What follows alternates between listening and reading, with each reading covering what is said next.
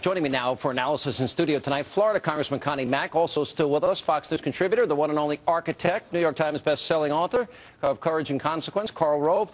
We expect, Karl, any minute that Governor Christie is going to take some questions, and I would assume he gets a question about whether, in fact, he is going to run for president. We'll hear it directly from him. This speech got a lot of momentum as it moved forward. I would use the word excoriated President Obama for his words that he gave in 2004 at the Democratic Convention, and then said, you know, that it may be good election strategy, but it's a demoralizing message for America to go out there and tax and take and demonize those who have achieved the American dream. Pretty powerful, pretty tough words for the president.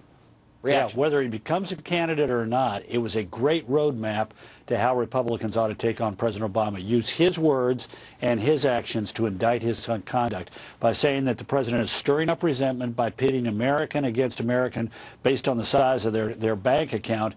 I thought it was very powerful, and his call for a real American exceptionalism that emphasized, you know, growth and opportunity and achieving your dreams, you know, was a powerful rejoinder to the president's campaign strategy. And Congressman Mack, considering obviously where he was at the Reagan Library, he went back to Reagan and Reagan themes and Reagan optimism and a shining city on the hill as he was closing his speech. And he says when Obama had become a divider, there's a different choice. Seemingly want to lay out what the choices are for the American people tonight. One vision, Obama's versus another, and Obama's he's describing as a dividing message. Absolutely, and I think, again, this goes back to a credibility issue for the president. And I thought the governor did a good job tonight in his speech. Like you said, it built in momentum. He really laid out, I think, the differences between what how Republicans feel about our country and how do we move forward. Putting that optimism in there, you know, the shining city on the hill. You know, anyway, so he's done a great job of pointing out the differences, and the president is stuck in this campaign mode now. He's not communicating with the American people. He's trying to communicate apparently with himself. And he keeps talking about, you know, don't put entitlements over accomplishments. And he said, talk straight to the American people, level with them, bring them in on their problems, and together we'll solve them and not divide us. All right, when we come back, apparently Governor Christie has been asked the question if he's going to run for president. We'll continue with Karl Rove, Congressman Mack, and that question when we come back tonight on Hannity. He's not running. He's not running. What did you think of the poll? It's interesting, you know. I think what it says is a lot of people want to say that people aren't happy with the field right now. I don't think that's what it is at all. I think people, Americans, are saying we want a different president, and they want to back someone who can win.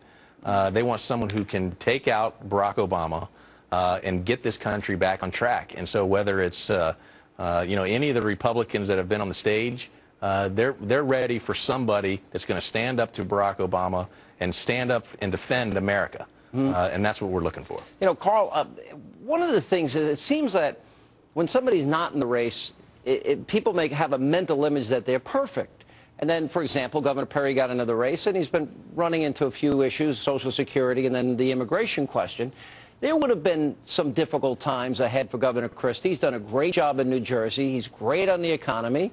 He had controversial appointments, you know, some other issues, comprehensive immigration reform that he supports, just little things that he would have had to deal with like any candidate in a campaign, right?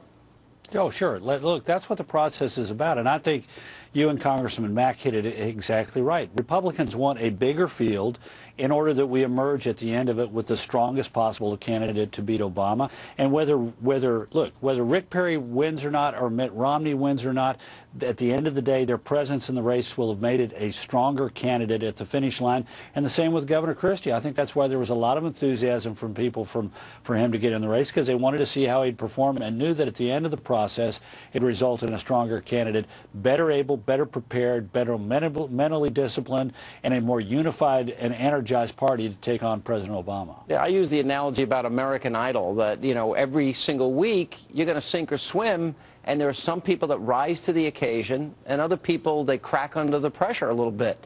Won't we see that in the candidate that eventually goes through this difficult process?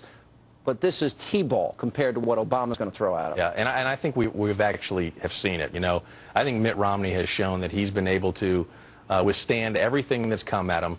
He's steady. He's consistent. People know where he stands. And he knows what it means to create jobs. He knows how jobs are created. I think Mitt Romney is perfectly positioned to win the nomination and to beat Barack Obama. You're supporting Mitt in this.